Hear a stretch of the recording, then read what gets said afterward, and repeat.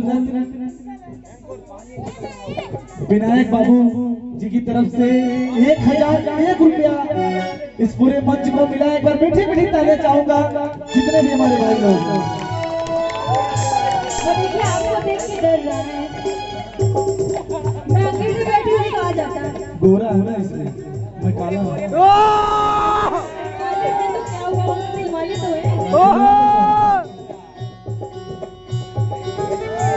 भैया रानी जी कह रहे हैं कि काले तो हैं तो दिलवाले तो है कहे कहा कि तोहका जब जब याद करी हर दिल धड़क के रही जाला। अरे रानी जी तोहका जब जब याद करी अरे हई खाना दिया के दिल धड़क के रही जाला।